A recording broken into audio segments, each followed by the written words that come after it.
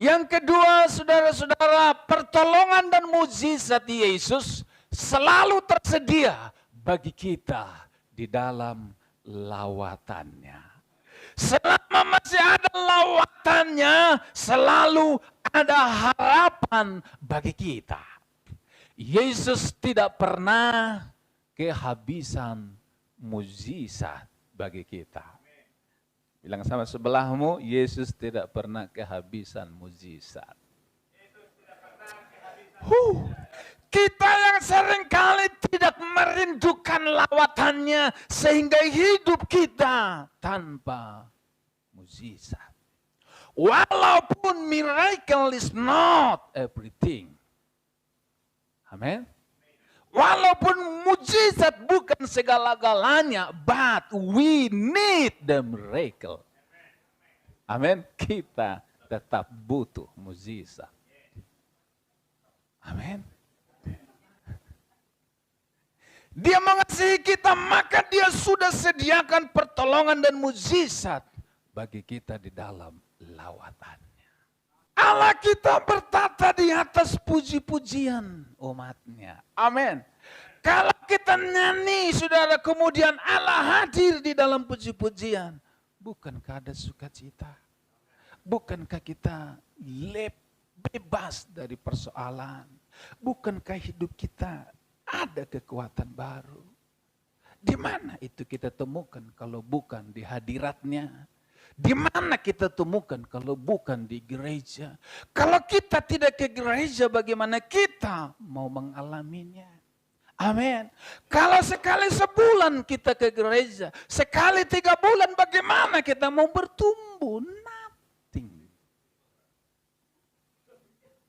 Haleluya. Saudara makan berapa kali sehari? Haleluya. Saudara 1 bulan makan berapa kali, saudara-saudara?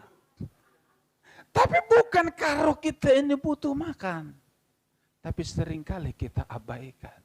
Kita cukup hanya agama Kristen tanpa kita bertumbuh.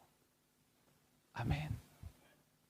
Tuhan tolong kita. Bergeraklah ke yang ketiga. Coba cepat selesai. Haleluya. Yang ketiga, saudara-saudara, sadar akan kerinduan Tuhan. Dan Allah telah melawat umatnya. Orang ditolong, dikasihi, dilawat Allah. Tuhan sebenarnya punya tujuan. Apa tujuannya, saudara? Supaya kita sadar. Supaya kita bersyukur. Supaya kita memuliakan Dia. Kenapa ada mukjizat? Kenapa dia disembuhkan? Supaya dia mengenal penyembuh yang ajaib. Haleluya. Amin. Yes. Itu saudara-saudara. Apapun yang kita alami, kalau engkau ditolong, engkau diberkati, tujuannya supaya engkau hidup bagi Dia. Udah enggak ada yang lain, saudara-saudara. Engkau dilawat oleh Tuhan. Engkau diberkati. Supaya endingnya adalah engkau hidup bagi Dia. Haleluya. Saudara masih ingat perempuan Samaria yang duduk di sumur? Apa pekerjaannya dia? Dia adalah seorang pelacur. Ketika berjumpa dengan Yesus, kemudian Yesus sampaikan kabar baik, kemudian dia bertobat dan dia berubah. Dan Yesus berkata apa? Kamu sekarang sudah menjadi penyembah. Kemarin kamu wanita tunasusila, WTS. Tapi sekarang sejak kamu percaya Yesus, hidupmu diubahkan. Sekarang tujuan hidupmu yaitu to be worshiper to God. Menjadi penyembah kepada Allah. Engkau yang tadinya tidak percaya Yesus, sekarang sesudah percaya, tujuan hidupmu adalah memuliakan Dia, menjadi penyembah bagi Dia. Tidak peduli apa profesi kita. Kita semua yang percaya kepada Yesus, kita dipanggil untuk menjadi memuliakan Dia. Muliakan Dia dalam segala usahamu, pekerjaanmu, semuanya aspek dalam kehidupanmu. Kau harus memuliakan Dia. Tidak semua harus jadi pendeta, tapi semua orang harus memuliakan Dia. Amin. Yes. Dia mengasihi kita, maka Dia sudah menyediakan pertolongan mujizat bagi kita di dalam lawatannya.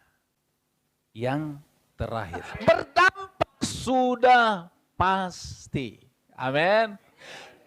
Berdampak sudah pasti. Kalau di sini ada mujizat, di sini ada lawatan Allah, saudara-saudara, kita nggak perlu sibuk mempromosikan, mempublikasikan kepada dunia. Orang pasti akan datang ke sini mensyuting kita, saudara-saudara. Amin. Dan mempromosikan kepada dunia, saudara-saudara. Yang penting fokus kita bukan mempromosikan, saudara-saudara, tapi fokus kita adalah mencari Tuhan, mencari lawatannya, saudara-saudara. Alamilah kasih dan kuasa lawatan Allah secara pribadi dalam hidupmu, maka engkau pasti hidup dalam kemenangan setiap hari. Kita datang pada Tuhan. Pemain musik